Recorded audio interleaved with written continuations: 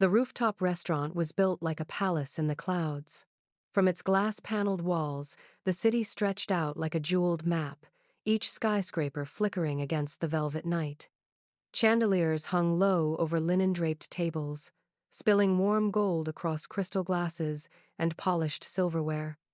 A string quartet played softly near the balcony, their bow strokes barely audible over the hum of conversation and the clinking of wine glasses. It was the kind of place where deals were signed with handshakes worth millions, and reputations were built or destroyed with a single careless remark. At the center table, Victor Hale commanded the room without trying. Tall, severe, his silver hair combed back with surgical precision, he spoke to the cluster of investors seated around him with the certainty of a man used to control. Every nod, every clipped phrase carried weight. Hale had long ago traded warmth for power, and those who dealt with him knew his reputation: cold, efficient, merciless. His suit was cut as sharply as his demeanor, his cufflinks alone worth more than most of the diner's annual salaries. For Victor Hale, the world bent to his will, or it was crushed underfoot. Few noticed the five men when they entered.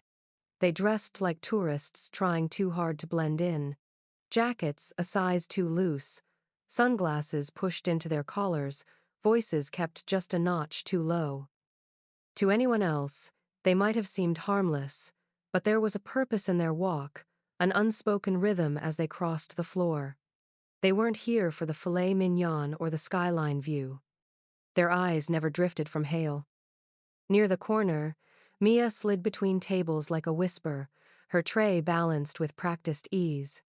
She was the kind of waitress people overlooked, the kind who delivered without fuss, remembered every detail of every order, and never asked for more than a quiet thank you. Her dark hair was tied in a neat bun, her steps soundless on the polished floor. The other staff bustled, but Mia moved differently, precise, efficient, calm. Her presence was so unassuming, even regular patrons sometimes forgot she was there at all. Tonight, that invisibility was her armor. She approached a table of guests, setting down a bottle of red with delicate care. "For you, sir," she said softly, her tone warm but measured. The guests smiled, offered polite thanks, and returned to their conversation.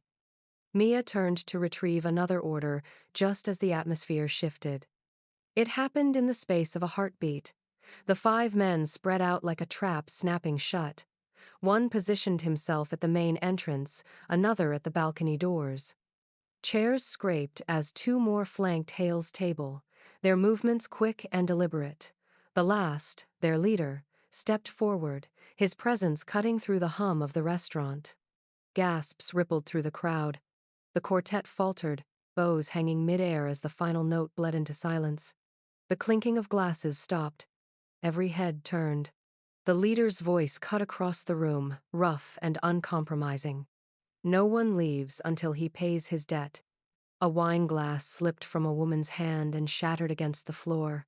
Patrons froze, their breaths caught in their throats. A businessman clutched his wife's hand under the table, trying not to draw attention. Hale's investors shrank back, eyes darting between their host and the men who now controlled the exits. Victor Hale didn't flinch. His jaw tightened, his gaze locking on the leader with the cold curiosity of a predator measuring another. But for once, his control over the room was gone, wrested away in seconds. Mia stood motionless in the corner, her tray still balanced in her hand. To the gang, she was nothing more than a waitress caught in the wrong place. To the rest of the restaurant, she was another bystander frozen in fear. Yet, behind her calm eyes, something stirred an awareness, sharp and silent, as though the tension had awakened a part of her long buried. No one noticed. Not yet. The room exploded into chaos as the table was hurled sideways, crystal glasses bursting into fragments across the polished floor.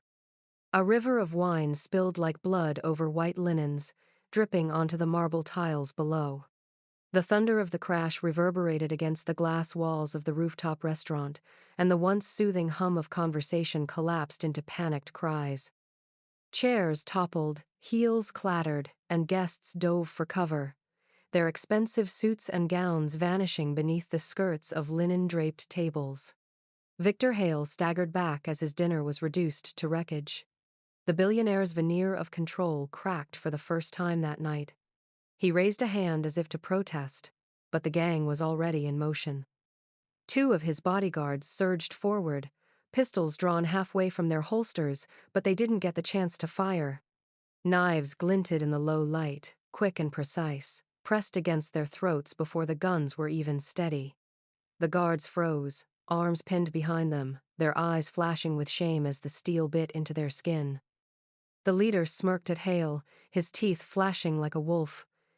He grabbed the CEO by the lapel of his pristine suit, yanking him forward with a force that ripped stitches from their seams. Hale's legs kicked against the wreckage of his meal as he was dragged to the center of the restaurant. Investors who had once hung on his every word now crouched behind overturned chairs, watching as their untouchable titan was hauled like prey before the crowd. Hale's pale face gleamed under the chandelier's light, stripped of its authority, stripped of the arrogance that once filled every corner of the room. A hush fell over the panic, the kind of silence that settles in the eye of a storm. Hale stood in the center, his reputation unraveling under the weight of humiliation. The man who had built an empire on dominance and fear was suddenly small, fragile, human. Guests whispered, their voices sharp with disbelief. Victor Hale is helpless. Mia remained by the wall, her tray pressed to her chest like a shield. Her knuckles whitened around its edges, but her breathing stayed calm, almost measured. She had seen violence before, though not in places dressed with chandeliers and velvet curtains. To the rest of the restaurant, she looked frozen, another terrified waitress staring at the scene in shock. That illusion suited her for now. The gang leader noticed her gaze and snarled, pointing his knife in her direction. "Stay out of this, sweetheart." His voice carried the weight of a threat sharpened by confidence. He turned away almost immediately, dismissing her as irrelevant, a shadow in the corner of his conquest. But Mia's eyes didn't widen with fear. They narrowed almost imperceptibly, the way a hunter's do when the prey makes the first mistake. The tray lowered an inch, her shoulders loosening as though she were settling into an old rhythm. The noise around her faded, the cries, the clatter, the rising hysteria of the wealthy patrons scrambling for safety. In its place came something else, a pulse of memory, sharp and cold. For the first time in years, she felt the familiar itch in her muscles, the urge to move, to strike, to calculate angles and distances instead of tips and table numbers.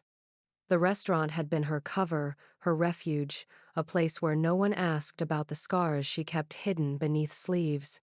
But the sight of blades flashing and Hale dragged like a hostage had stirred that buried part of her life. Her lips pressed into a thin line. She said nothing, made no sudden move. Not yet, but in her silence, a decision was forming. The tray was no longer a tray. The wine bottle near her hand was no longer just a bottle. Every object in reach was a tool, every shadow a position. She didn't shake or tremble, she calculated. No one saw it, the flicker that passed through her eyes. It wasn't fear, it was recognition. For a long moment, no one moved. The restaurant hung in a fragile silence, broken only by the muffled sobs of guests hiding beneath tables and the steady breath of the men who thought they owned the room. Mia's fingers tugged at the knot behind her waist. The apron slipped free and fluttered to the ground, landing softly against the shattered glass. The sound was small, almost invisible, yet somehow it cut through the air like a warning. When she straightened, her body was no longer that of a server blending into the background. Her shoulders set, her stance shifted, and something about the calm in her eyes made the room seem sharper, colder, dangerous in a way no one expected. One of the attackers noticed her first. He sneered and moved closer, waving a knife with careless arrogance. "Didn't I tell you to stay put?" His words were loud, but they barely registered with Mia. Her gaze had already measured him, his angle, his reach, the weakness in his stance. She picked up a shard of broken bottle at her feet, its jagged edges catching the chandelier's light. The man grinned as though she'd armed herself with nothing more than glass. Then she moved. Her strike came faster than his smirk could fade. A blur of motion, a twist of her wrist, and the knife went skittering across the floor. The bottle shard pressed against his throat before his brain even caught up with the loss of the weapon. He gasped, hands clawing at her wrist, but her grip was unyielding. With a sharp pivot, she hooked his arm, twisted, and slammed him face first against the marble tile. His body collapsed with a thud that echoed through the restaurant. The entire room seemed to inhale at once. A dozen guests peeked from behind tablecloths, their wide eyes watching in disbelief. This wasn't desperation. This wasn't luck. Her movements were clean, practiced, efficient. Every step was built on muscle memory, every strike delivered with the precision of someone who had trained for far darker nights than this. Another attacker roared, charging her with fists clenched. Mia sidestepped, her body flowing around his bulk as though she were water avoiding a rock. She trapped his arm mid-swing, locked his elbow, and sent him sprawling with a single controlled twist. The man screamed as he landed hard on his back, his breath ripped from his lungs. Gasps filled the room again, louder this time. The investors hiding under tables leaned forward, eyes locked on the waitress they'd barely noticed an hour ago. A woman clutched her pearls, whispering, "She knows what she's doing." The third attacker hesitated now, his confidence cracking. He circled her warily, knife glinting in his hand. Mia's feet shifted across the tiles in patterns too exact to be random. Her movements weren't wild, weren't flashy, they were measured, stripped of wasted motion. When he lunged, she stepped inside his swing, catching his wrist in midair, folding his body with brutal efficiency. The knife clattered away, and a heartbeat later his knees buckled beneath her pressure. He hit the ground with a groan, staring up at her as though seeing a ghost. Victor Hale's eyes tracked every motion, his face drained of arrogance and filled with something he had not felt in years: uncertainty. He had built an empire believing he knew power when he saw it. Yet here was a woman he had dismissed as invisible, dismantling trained men with the ease of a storm snapping tree branches. He leaned toward one of his trembling investors, his voice a hoarse whisper. "Who the hell is she?" No one answered. All they could do was watch as Mia adjusted her stance, ready for the next strike, her presence commanding the room more completely than Victor Hale ever had. The last attacker's breath came ragged, his chest heaving as he stared at Mia with something that flickered between rage and fear. The others lay groaning on the floor, their knives scattered like discarded toys, but he clung to the belief that he could still finish what the rest had failed to do. With a guttural roar, he lunged, the steel blade flashing beneath the chandeliers as though it were catching the last desperate glimmer of hope. Mia did not hesitate. She stepped forward instead of back, collapsing the distance before the knife could carve its path. Her hand caught his wrist mid-strike, the impact snapping through her arm with a jolt she absorbed with precision. In the same fluid motion, she twisted, turned, and dropped her weight, forcing his momentum to betray him. The blade wrenched free of his grip as his body crashed to the floor. She pinned him there with merciless simplicity, one knee to his chest, one hand clamped on his throat, her calm gaze steady as his rage dissolved into panic. By the time security forces stormed through the doors, weapons raised and voices shouting commands, the fight was already over. Mia stood in the center of the wreckage, her breathing even, her apron still at her feet. Around her, 5 men lay beaten and humiliated, restrained not by Hale's guards, but by a woman they had never once considered a threat. The guards exchanged bewildered glances before hauling the groaning attackers upright, dragging them out in chains of curses and shame. Silence swallowed the room in their wake. Guests slowly emerged from beneath tables, trembling hands clutching pearls, phones, or each other's arms. Their eyes flicked from the shattered crystal on the ground to the woman standing amidst it all, her presence commanding without a word. For the first time since the ambush began, there was no screaming, no chaos, only stunned awe. Victor Hale rose unsteadily to his feet, his immaculate suit rumpled, his silver hair disheveled. The man who had built an empire on being untouchable now looked small, humbled by survival. He stared at Mia as though she were a riddle carved from stone, unanswerable yet undeniable. The restaurant manager stumbled forward, his face pale, his voice breaking through the hush. Mia, what are you? The question rang out, half accusation, half plea, desperate for an explanation that would fit into the neat world of waitstaff and dinner service. Mia bent down, retrieved her apron from the marble floor, and shook the dust from its folds. Her voice was calm, even, almost gentle as she tied the knot once more around her waist. I served before I served tables. The words lingered, heavy with implication, a truth offered but not explained. She gave no further details, no name for her training, no confession of the past. She had carried silently between orders and trays. It was enough. Hale's lips parted, but no words came.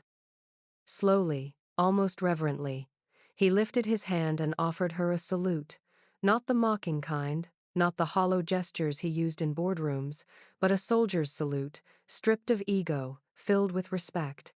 His arrogance melted into silence, and for once, Victor Hale bowed to someone else. Around them, the guests began to rise. First in tentative claps, soft and uncertain, then stronger, louder, filling the air like a tide of recognition.